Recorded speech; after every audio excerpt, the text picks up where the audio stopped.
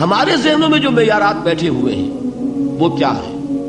کامیابی پیسے سے ہے، کامیابی جائیداد سے ہے، کامیابی کاروبار سے ہے، کامیابی شہرت سے ہے، کامیابی اقتدار سے ہے. یہ معیارات ہیں. جو جتنا دولت مند اتنا کامیاب، جو جتنا مشہور اتنا کامیاب، جو جتنا پاپولر اتنا کامیاب، جو حکومت پر پہنچ گیا کامیاب، جس نے بڑا کاروبار جما لیا کامیاب، جس نے بہت جائیداد بنا لی کامیاب. یہی ہے اصل میں ساری بس کی گانٹھ. جو تصور کامیابی کا ہوگا اسی کے مطابق آپ کی بھاگ دوڑ ہوگی، اسی کے لیے جد و جہد ہوگی، اسی کے لیے توانائیاں صرف ہوں گی، اسی کے لیے دن رات کی مشقت ہوگی. یہ ہے اصل شے جس کی یہاں نفی ہو رہی ہے. کامیابی دولت سے نہیں، کامیابی شہرت سے نہیں، کامیابی اقتدار اور طاقت اور حکومت سے نہیں، بلکہ کامیابی ہے ایمان سے، عمل صالح سے، تواصی بالحق سے، تواصی بالصبر سے. آپ غور کیجئے اس نقطہ نظر کا، اس ایٹیچیوڈ کا، یہ جو مینٹل ایٹیچیوڈ ہے، اس کا بدل جانا ہی انسانی شخصیت کے اندر انقلاب برپا کرے گا. اب آپ کا نتیجہ کیا نکلا؟ اگر تو دولت سے کامیابی ہوتی تو قارون بہت کامیاب تھا، اگر حکومت سے کامیابی ہوتی تو فرعون اور نمرود بہت کامیاب تھے. کامیابی ان سے نہیں ہے. کامیابی انسان دولت میں قارون کی دولت تک پہنچ جائے اور دنیا میں دبدبہ اور اقتدار اور سلطنت اور حکومت کے اعتبار سے وہ نمرود اور فرعون کا مقام حاصل کر لے، وہ ناکام ہے، خائب ہے، خاسر ہے، برباد ہے. اور ابو ذر غفاری کامیاب ہے، چاہے ان کے پاس کچھ نہیں تھا، جھونپڑی تک نہیں تھی، کوئی گھر نہیں تھا.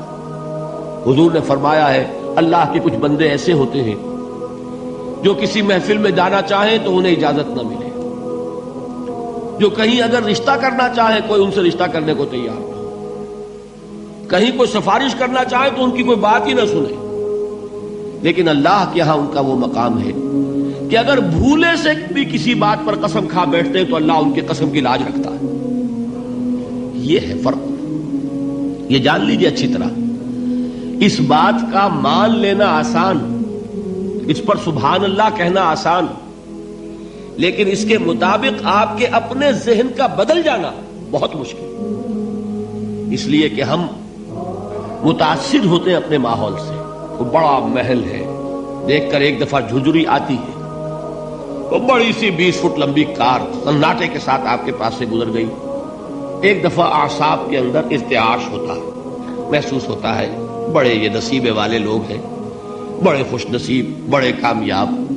حالانکہ کچھ معلوم نہیں کہ یہی سب سے بڑی بد نصیبی ہو سکتا ہے کہ یہی سب سے بڑی ناکامی ہو. اگر ذہنوں میں یہ بات بیٹھ جائے کامیابی کس شے سے.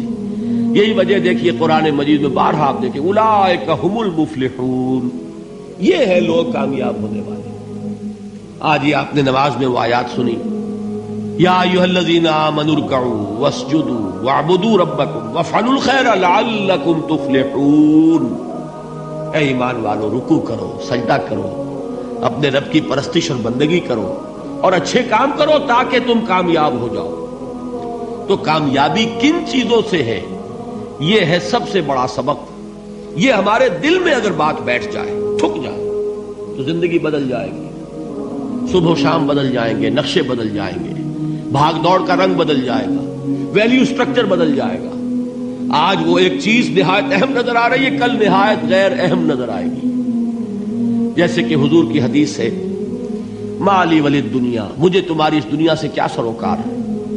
انما مثلی کراکب استظل تحت شجرۃ ثم راح فترکها، میری مثال تو اس سوار کی سی ہے جو تھوڑی دیر کے لیے ایک درخت کے سائے میں ٹھہرتا ہے سستانے کے لیے، پھر وہ اپنا راستہ لیتا ہے. اسے اس درخت سے مستقل تعلق اس کا نہیں ہے، وہ اس کا گھر نہیں، وہ اس کی منزل نہیں.